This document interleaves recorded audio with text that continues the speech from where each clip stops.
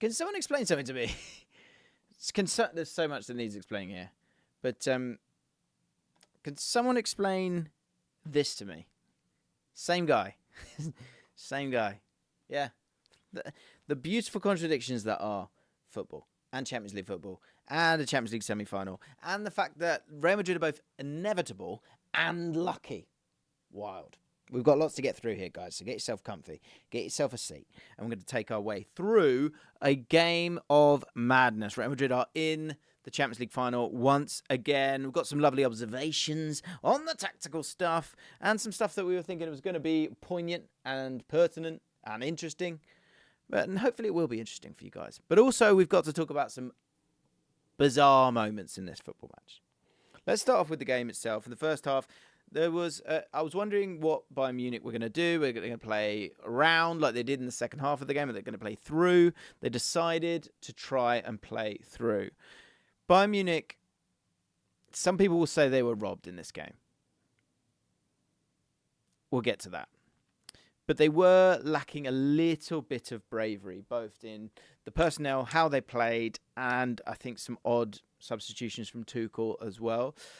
From Real Madrid's point of view, it was one where it was, dare I say it at this age that I am now, vibesy. Proper vibesy.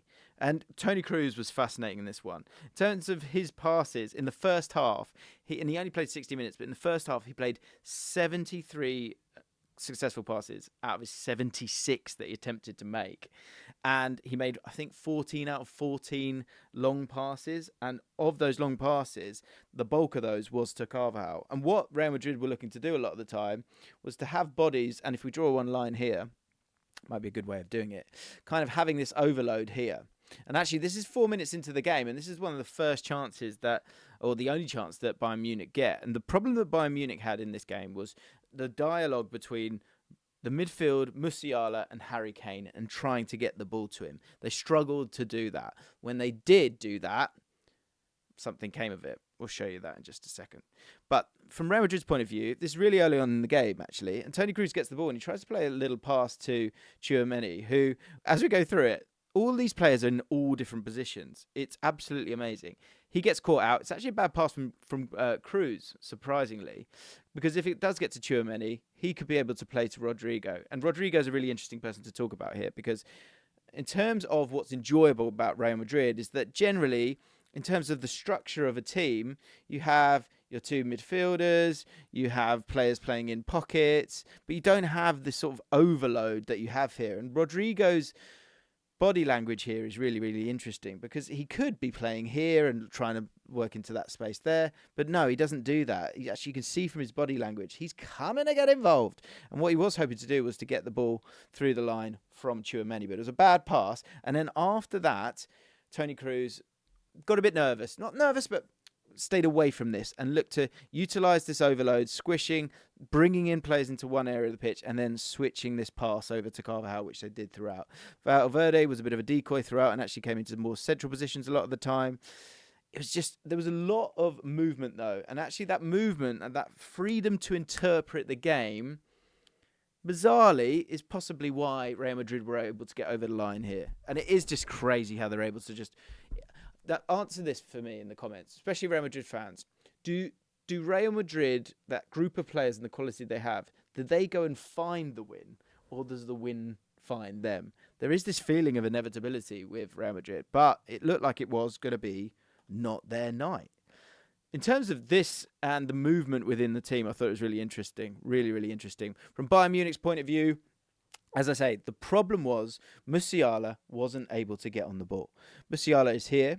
And at half-time, I had a little check of it. Musiala had played 18 passes, and he'd completed every single pass. But 18 passes, when you think about someone like Toni Kroos, is not a lot. He didn't have a single key pass. And Pavlovic, who is a youngster who's come in and has that quality, is a player actually that had 45 passes and completed every single one of those 45 passes. But again, didn't play a single key pass. Now, this was one of the few moments where he was able to play a pass, but it was because of Eric Dyer earlier up in the build-up, playing the ball to Musiala, who's able to play the ball back, who was able to then play it into Kimmich. And not enough in this game did Kimmich get from out there, come into here, and first of all, allow Musiala to get on the ball, but have that bit of dialogue, because Musiala was trying to get on the ball, but when he was getting on the ball, and he was generally sort of hiding behind Tchouaméni on the blind side of him throughout the game, if he got the ball, came so far away from him, he was never able to kind of, as I say, have that dialogue, get the ball to him. By Kimmich stepping in at this moment on the 7th minute, they were able to get into a much better position. I've gone the wrong way there. And you can see what happens. He's able to get the ball back from him. Musiala then gets the ball, and actually Musiala plays a lovely pass to Gnabry, who got injured, which affected the game both positively and negatively, I think, because having that natural player on that left-hand side was something they missed a little bit. But that happened very, very few and far between when it came to Bayern Munich. I thought they were a little bit conservative in the first half, a little bit cowardly, I think, and in terms of just being brave and popping that ball into Musiala, just didn't do it enough, in my opinion.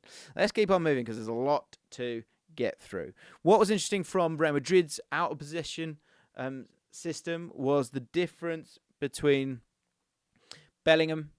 Actually, he had previously been Rodrigo in this system, and Rodrigo had been over on the left-hand side or cutting in on the right-hand side. Generally on the left-hand side, to be honest, because you had Valverde playing out there.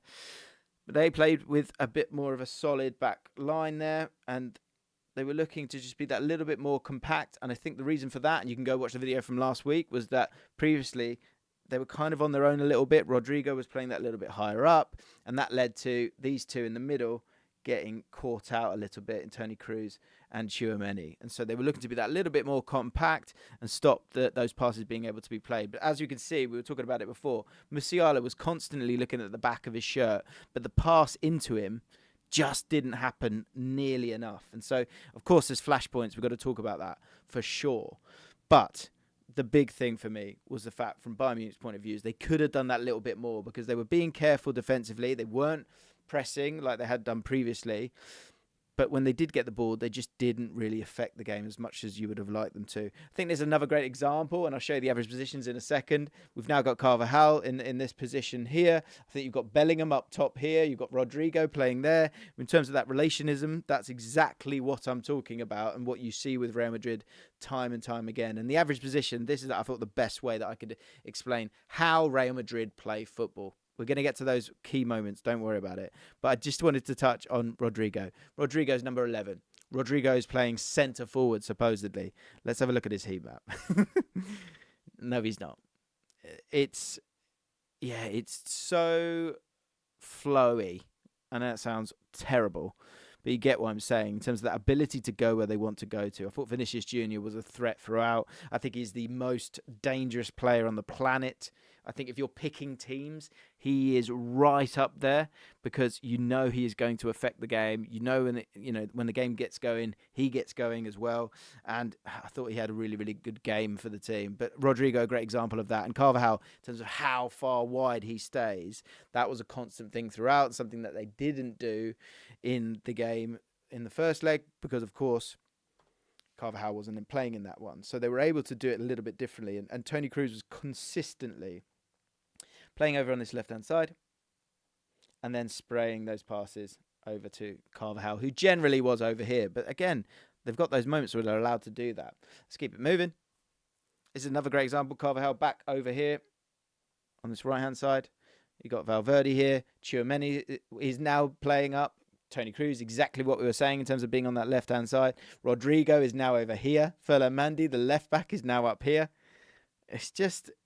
It's really good to watch. And I know, look, in terms of the top teams winning all the time, you don't want to see that, but it's Bayern Munich versus Real Madrid. It's two big teams. So in terms of having a team that you're going to enjoy watching, I think it's very difficult to say that you're not going to enjoy them. So let's talk about the goals. Let's start off with the Alphonso Davies goal. Just before that, exactly what we're talking about in terms of Musiala getting on the ball, being that threat, taking players out of the game, but then not having that kind of click, that chemistry. And again, if we come back to, the feeling and the freedom to interpret the space, the game, that is something Real Madrid always had in their favour, regardless of who was where on the pitch. And we'll talk about that when it comes to the winning goal. But this was a moment just before the goal where Musiala was having those same frustrations. So Musiala gets the ball here, does what he does, which is, be able to get the ball and turn and take players out of the game. He drives, But as he drives, again, I think Sane makes a darting run here, but he plays a pass here. There was always the pass into there, but he didn't see it, and Kane's kind of out of it by this point. So, again, just a little bit clunky going forward. But we move it on one, and then finally, Harry Kane's, he has got that fantastic final pass to be able to see the space and use it. But if we go back one more, we can see how Musiala is so important, and the fact that those two, if they'd have been able to connect that little bit more, I do wonder if this was a game for Muller, but the problem was Davies came on, so you had to keep him on the pitch, and how are you going to get Muller on? We can talk about him in terms of him coming on a little bit later on. But they win the ball deep, they're ready to break in transition, and what's really important here is that one player is at fault for this goal, in my opinion. And again, Real Madrid maybe got away with it a little bit in terms of the goals that they got and the luck that they got. But for this goal, this is something that I don't think many people will break down. So hopefully you'll enjoy it. So Musiala, of course, has the ball. Here he is. If we move it along, he's then going to drive with the ball. But if you're thinking about your pairings, which I think is always important in football, who have you got to worry about? Carvajal is the man I think you need to keep an eye out. But in terms of mistakes for the team, I think he makes the biggest one. Because his responsibility has to be Alphonso Davies. And what I find really strange, and maybe this was him trying to be clever because he knew he didn't have the pace to deal with Alphonso Davies, was he gets attracted to Musiala. Let's move it along. Here we go. So we move it on. Carvajal is right here. Now, Toni Kroos is trying to help. He's trying to affect the game. You've got two players trying to get back as well. But for me, Carvajal just needs to focus on him.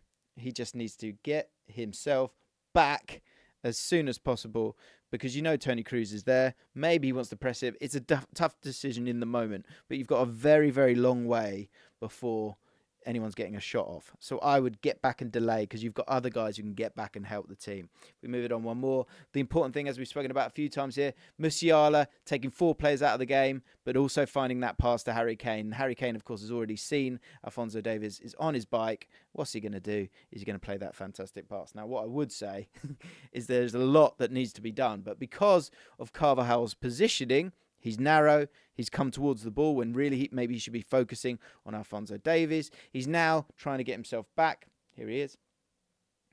And look, Alphonso Davies scores an absolute peach.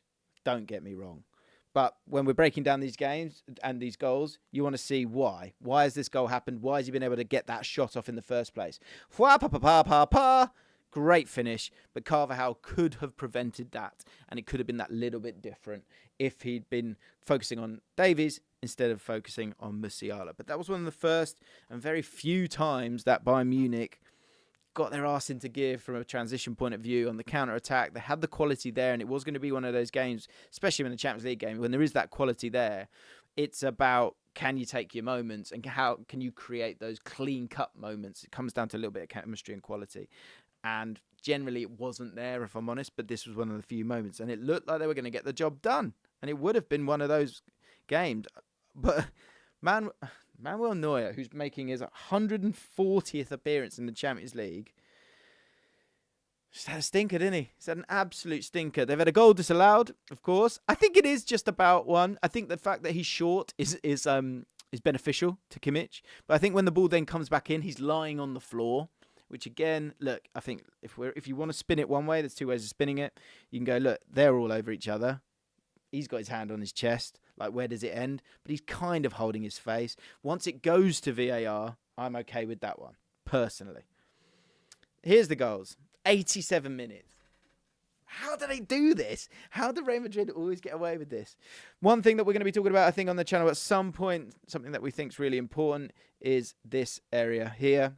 Less so, I think, look, there's some fortune in this, but that's kind of zone 18. We did a video on Elise. Mikel Elise is a crucial player, and he is very, very dangerous in that zone 18. And zone 18, I think, is becoming a very, very important area of the pitch for teams, because it previously was zone 14, and I think it still is, of course. But it's very difficult to get the ball there because it's so congested in the central areas of football games these days. Everyone's playing a box midfield. Everyone's clogging it up in there. So actually the new space is in those zone 18s. Or it might be a different number on the other side, but you get what I mean. So anyway, Vinicius Jr., who I thought, again, so effective throughout the game, gets his shot off. And then Neuer has a stinker. And I think this game is littered with contradictions. Absolutely littered with contradictions, because you've got Manuel Neuer, who's been phenomenal in this game, made outrageous saves in this game. You've got Joselu, who's someone who I think a lot of people would suggest that he shouldn't even be on the pitch, which is disrespectful. It's not fair. He's just scored 2 goals in a Champions League semi-final. But it's just the madness of the Champions League. It's absolutely amazing stuff. Neuer doesn't make mistakes like that, though. I found that absolutely incredible.